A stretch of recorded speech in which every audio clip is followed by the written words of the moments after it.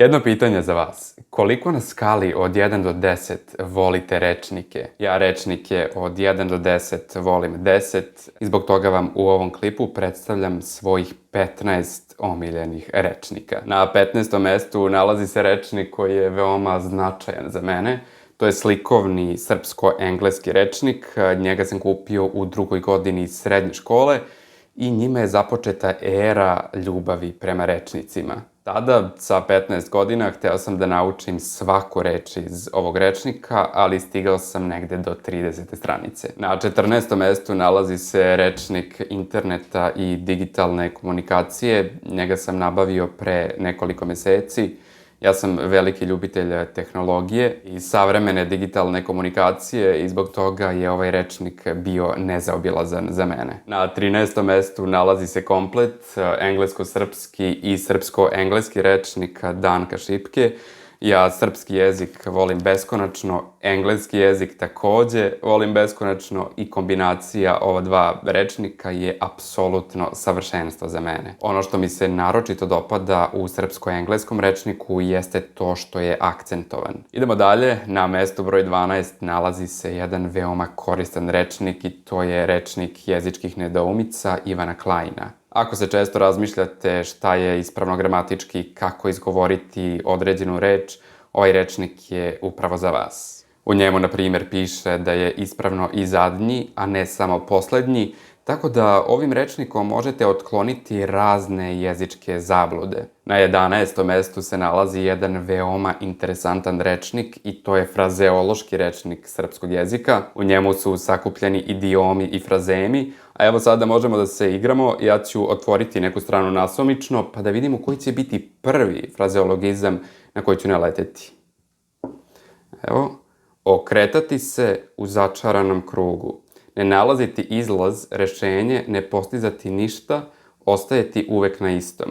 Nadam se da se vi ne okrećete u začaranom krugu, a ako je to trenutno slučaj sa vama, želim vam da što pre izađete iz začaranog kruga. Šteta što se još na početku klipa nisam setio da nasumično otvaram stranice i čitam odrednice, ali evo to ću uraditi i sa rečnikom koji je na 10. mestu.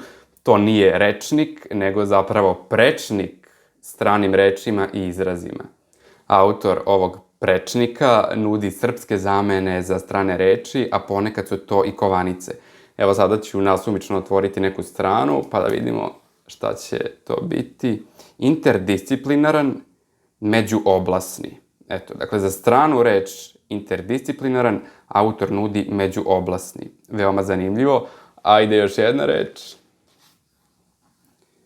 Lajner, prekrivač. Dobro. Aha, evo, like. Dopad, dopadanje, prijat. Šta mislite o ovome? Na 9. mestu se nalazi pojmovnik srpskih lingvističkih termina.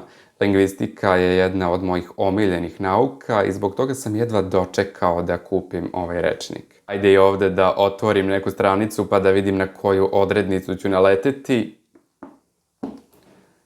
Govorni organi. Delovi čovekovog tela koji učestvuju u stvaranju glasova i čine govorni aparat. Da li znate sve govorne organe? Ajde još jednu odrednicu. Komunikativna rečenica. To je minimalna jedinica kojom se može preneti informacija. Zanimljivo. Na 8. mestu se nalazi komplet malih rečnika na engleskom jeziku.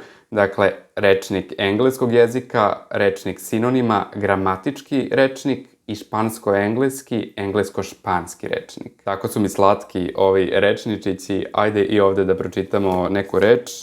Kažite stop i zamislite da vam ova reč sada menja život nabolje. Vidimo koja je to reč. Aha, claw. The hooked nail of a bird or animal. Ajde još neku. Exotic. Foreign. Introduced from another country.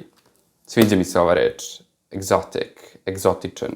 Sjajna reč. A da bi ovaj klip bio još egzotičniji, idemo na 7. mesto na kojem se nalazi jedan fenomenalan rečnik, to je rečnik književnih termina. Ovo je nezaobilazan rečnik za sve ljubitelje književnosti, a moram da vam ispričam i kako sam došao do njega. Naime, ja sam student srpskog jezika i književnosti i dok je trajala blokada prošle godine, ja sam stalno odlazio na fakultet da učim. Na Filološkom fakultetu se često ostavljaju knjige koje studenti mogu besplatno da uzmu, ali retko kad među njima to budu kapitalna dela kao što je rečnik književnih termina.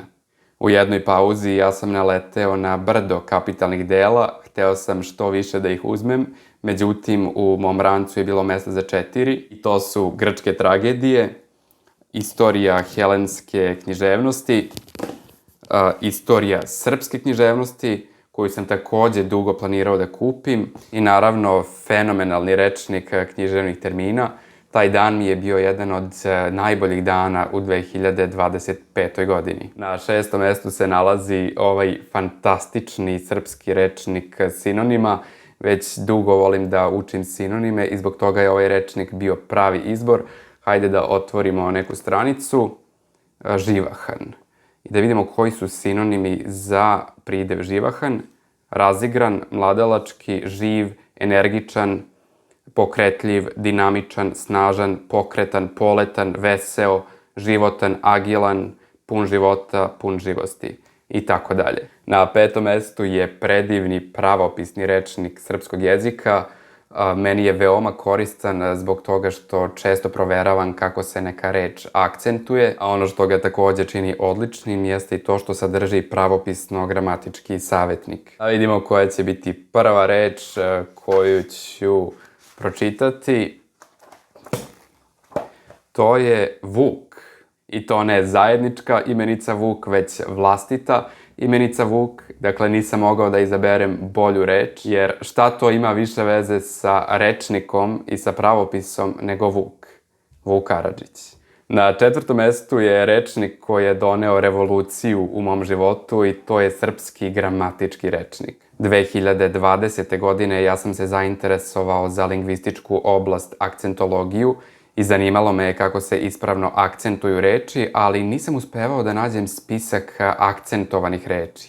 Jednom prilikom sam se šetao knjižarom i razgledao knjige iz edicije Popularna lingvistika i naišao na ovaj rečnik. Otvorio sam ga i oduševio sam se kada sam ugledao na hiljade akcentovanih reči. I akcentovanje je tada postalo moja strast koja traje već 5 godina. Rečnik je izuzetno koristan, upotrebljavam ga i za snimanje klipova kada se dvoumim oko toga kako da akcentujem neku reč. Jedini izazov može biti to što se akcenatska rešenja ne poklapaju uvek sa akcenatskim rešenjima iz drugih rečnika. Pa se dešava da jedna ista reč na jedan način bude akcentovana u pravopisnom rečniku, a na drugačiji način u srpskom gramatičkom rečniku. Ali ovo je rečnik koji svakako ima specijalno mesto u mom lingvističkom životu. Na 3. mestu nalazi se riječnik stilskih figura.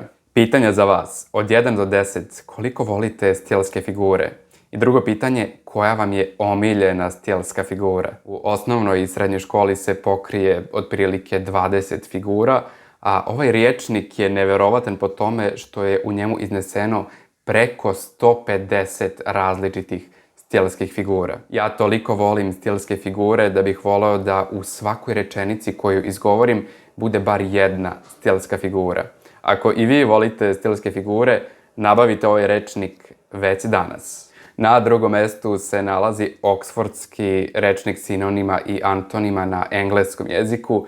Njega sam nabavio kada sam bio prva godina studija anglistike. Tada sam bio prosto oduševljen sinonimima i svaki dan bih učio gomilu novih reči upravo iz ovog rečnika. Naročito mi se dopada to što u ovom rečniku postoje odeljci koji izlistavaju stavke određenih kategorija, pa tako, na primjer, imamo tipove hemijskih jedinjenja. I stigli smo do samog kraja, imate pravo samo jednom da pogađate koji je to rečnik koji se nalazi na 1. mestu. A to je predivni, fenomenalni, fantastični, izuzetni, sjajnomenalni rečnik srpskog jezika Matice Srpske. Ovo nije samo moj omiljeni rečnik, nego jedna od najvažnijih stvari u životu. Po mom mišljenju, ovaj rečnik je veoma lepo uređen, Akcentovan je, što je meni najvažnije, na skoro 1500 stranica nalazi se pravo blago srpskog jezika. Ako volite srpski jezik, morate da imate ovaj rečnik. Ako ne volite srpski jezik, morate da imate ovaj rečnik. A u komentarima napišite koji rečnik se vama najviše dopada. I stigli smo do kraja. U mojoj listi želja na Kupindu se trenutno nalazi 20 rečnika. Cilj mi je da tokom života nabavim bar 100 rečnika. Kada se to desi, snimam klip 100 omiljenih rečnika. Do tada pozdrav i uživajte!